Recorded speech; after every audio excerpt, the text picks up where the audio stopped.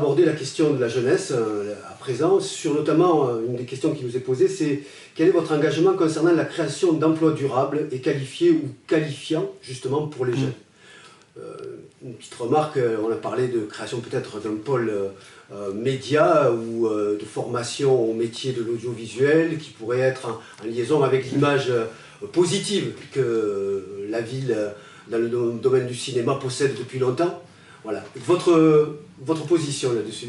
Alors, je vais laisser la parole d'abord à Sébastien, parce que, comme nous soutiendrons sa candidature à la présidence de l'Agglo, la question économique est une compétence de l'Agglo, en corrélation évidemment avec les municipalités. Mais donc, je lui donne la parole en premier. Très bien. Oui. Bon, de toute façon, c'est une vision partagée. Bien sûr. Alors, nous, on l'illustre notamment sur ce qu'on veut faire à l'Est, puisque tout se rejoint, la question de l'urbanisme, de l'économie, de l'emploi, de la formation. Bon, notamment, voilà, il y a une zone dans laquelle on pourrait développer un vrai pôle économique, de développement économique déjà, avec un incubateur d'entreprise, par exemple, tourné vers la transition écologique, l'économie bleue, l'économie circulaire, mais aussi adosser un pôle de formation. Parce que ce qui manque à Sète aussi, c'est la capacité à, une fois que l'emploi est créé, à aller l'occuper. Aujourd'hui, on sait que quand un emploi se crée à Sète, c'est pas forcément un Sétois qui le prend parce il y a un déficit de formation. Donc il y a plein de dispositifs qui existent. Nous, par exemple, nous proposerons à la région de créer ici une école régionale de la deuxième chance. Voilà, pour des gamins, ou pas forcément des gamins d'ailleurs, qui ont décroché du système scolaire et qui ont besoin d'être raccrochés à un outil de formation. On peut aussi avoir des dispositifs en matière d'école du numérique, par exemple, hein, se former à tous les nouveaux métiers dans le numérique. Bref, mais aussi développer un vrai petit pôle universitaire.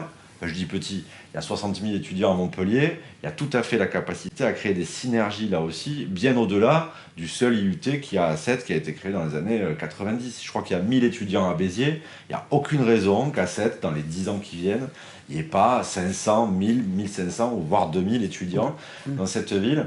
Et donc voilà, il y a vraiment toute une synergie à créer, en tout cas autour d'un développement économique nouveau, au-delà de la pêche, l'économie portuaire, le tourisme, que nous en plus on veut renouveler, mais adossé surtout à un pôle de formation, parce que si on ne forme pas les Sétois, même si on crée l'emploi, c'est pas forcément eux qui vont les occuper.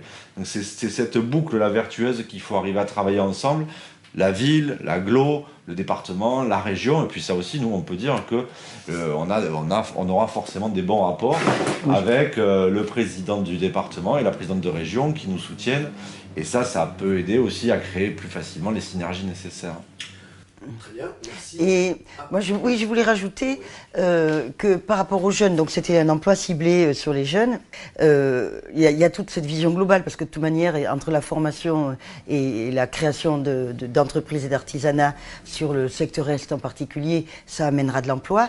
Mais il y a aussi une chose qui n'est pas faite et qui sera faite le plus rapidement possible, c'est tout ce qui est les clauses d'insertion sociale. C'est-à-dire dans tout marché, appel d'offres pour un marché public sur la ville et des travaux en lien avec la ville, une partie des employés devra être issue d'une population sétoise qui sera prise pour, dans le cadre juste d'un chantier par exemple, mais ça permet de remettre le pied à l'étrier à certains jeunes, de leur donner ou de la formation ou de l'expérience et de les intégrer à l'économie de la cité.